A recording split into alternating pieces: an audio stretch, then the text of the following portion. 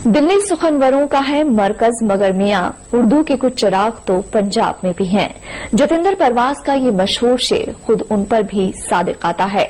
रियासत पंजाब के पठानकोट के पास एक गांव शाहपुर कंडी में पैदा हुए जतिंदर परवाज का शुमार नौजवान नस्ल के मशहूर शोरा में होता है। मादरी जबान पंजाबी होने के बावजूद उन्हें उर्दू से शगफ है। फिर शेरो शायरी बिलखुसूस गजल के गेसुओं में ऐसे जकड़ गए कि उन्हें छेड़ने, सुलझाने और संवारने को ही अपना महबूब मुश्किला बना लिया। रदीफों के नए नए तजुर्बे करने की हिम्मत की, जिसकी नामवर शोरा के जरिए भी पजीराई हुई। पेशे से सहाफी जतिंदर परवाज की गजलें मुल्क बैरून मुल्क के कई मेयारी अखबारों और रसाइल की जीनत बन चुकी हैं।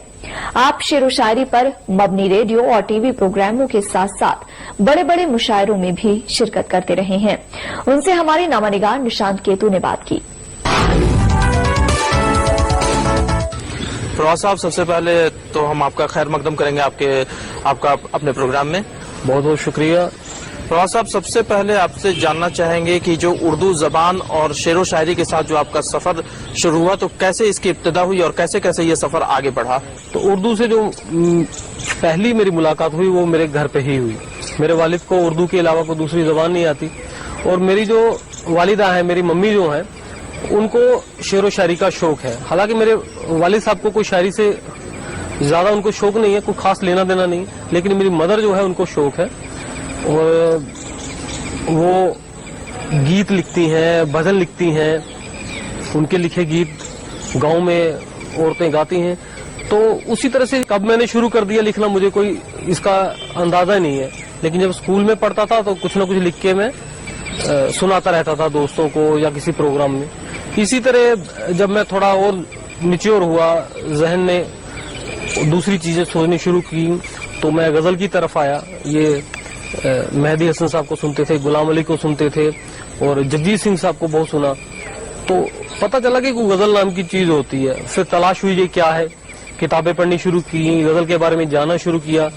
तो उसका पूरा फॉर्मेट जब समझ में आया कि गजल अलग है, गीत अलग है, बाकी दूसरी असनाफ सब अलग है, तो मुझे लगा कि मैं नज़म से भी ज्यादा करीब गजल की तरफ हूँ। दो मिसरों में मैं बात अपनी खत्म कर देता हूँ। तो रफ्ता रफ्ता मुझे गजल, फिर मैंने शेर कहने शुरू किए, और उरूज की कुछ किताबें मुझे मिल गईं। मैंने पढ़ा, इसकी पूरी ग्रामर पढ़ी, फिर मैं बकायदा इस शेर सुखन में मैं आ गया। फरवाज साहब, आप नए दौर के शायर हैं, लेकिन फिर भी हम आपसे जानना चाहेंगे कि आप अपने शेरो शायरी में किन मौजूआत और मसाइल को आप शामिल करने की कोशिश करते हैं? मेरी शायरी रुमानी शायरी है। इश्क मोहब्बत की बातें होती हैं, लोगों को जोड़ने की बातें होती हैं मेरी शायरी में। और इसमें खास तौर पर मैंने ये भी देखा कि जो समाज में चीजें मुझे नजर आती हैं, उसको वो भी मेरी शायरी में किसी न किसी तरह से वो शामिल हो जाती हैं। चाहे समाज के कोई मसाइल हों, चाहे हमारी खास खुद की जिंदगी के साथ जुड़ी हुई बातें हों, या दूसरों की जिंदगी से जो मुतासिर हम लोग होते हैं, हमारा जो माशरा है, तो इन सब चीजों को, जैसे मैंने ये अखबार हम पढ़ते हैं, तो मैंने एक बार मेरा एक शेर है कि अखबारों में खूनी मंजर मत छापो, बच्चे इन तस्वीरों से डर जाते। इस तरह की शायरी भी है, और रोमांटिक चीजें भी मैंने लिखी हैं। फरवाज साहब, आपकी किताबें भी आने वाली हैं, तो जो किताबें हैं उनके बारे में जानना चाहेंगे कि किन मौजू को आपने उन किताबों में शामिल किया है, किन मौजू पर वो किताबें आने वाली हैं, इसके बारे में आप बताइए। एक तो जो अब तक मेरी शायरी रही है, जो मेरी गजलें हैं, उनको लेकर एक किताब है, और उसका नाम माजी के जख्म है। वो किताब मेरी एक आ रही है। उसमें मेरी तमाम जो अब तक का मेरा काम है, जो मेरी गजलें हैं, थोड़ा बहुत और काम है, नज़में कुछ मैंने लिखी हैं, वो है शामिल की हुई है। एक मेरी उसके साथ दूसरी किताब है, वो आ रही है, उसका नाम है चंद रोज ईरान में। एक्चुअली वो एक सफरनामा है।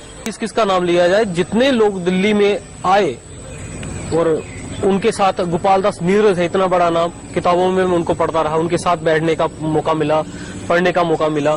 तो उर्दू के जितने बड़े शहरयार साहब हैं, अब देखिए मैंने अपना जिंदगी के मुशायरों की जो शुरुआत की, वो मैंने की रामपुर से।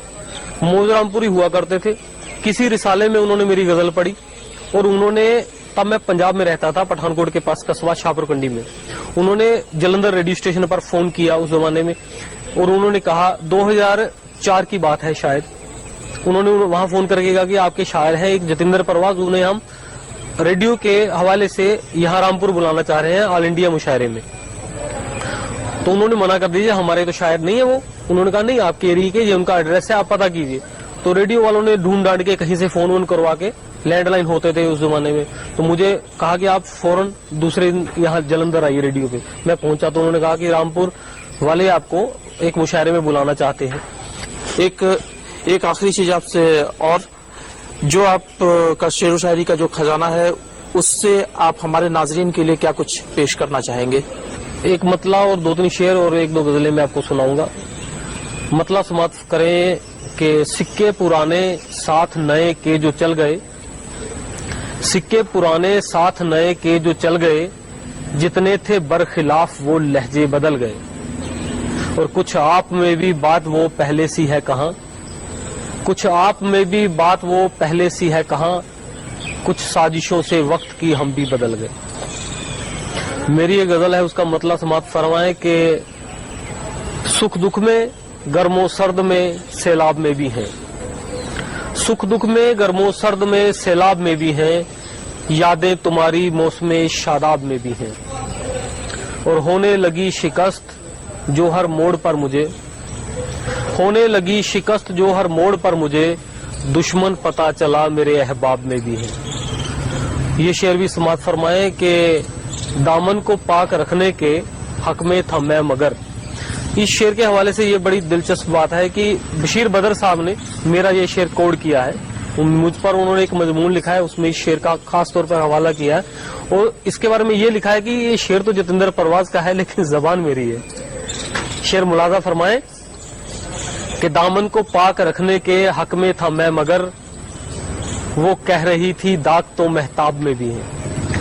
اور میں نے عرض کیا کہ میرا تعلق پنجاب سے رہا ہے اور اب میں دلی میں رہ رہا ہوں, تو اس حوالے سے میں نے یہ شعر کہا تھا کہ دامن کو پاک رکھنے کے حق میں تھا میں مگر, وہ کہہ رہی تھی داغ تو مہتاب میں بھی ہیں. اور دلی سخنوروں کا ہے مرکز مگر میاں, دلی سخنوروں کا ہے مرکز مگر میاں, اردو کے کچھ چراغ تو پنجاب میں بھی ہیں. میں نے نظمیں بھی کچھ لکھی ہیں, غزلوں میں بیسیکلی میں غزل کا شاعر ہوں, لیکن میں نے پچھلے دنوں نظموں پر بھی تھوڑا بہت کام کیا. پرواز صاحب, آپ نے ہم سے بات کی, آپ کا بہت بہت شکریہ. بہت بہت شکریہ, آپ نے مجھے یہاں بلایا. Thank you very much.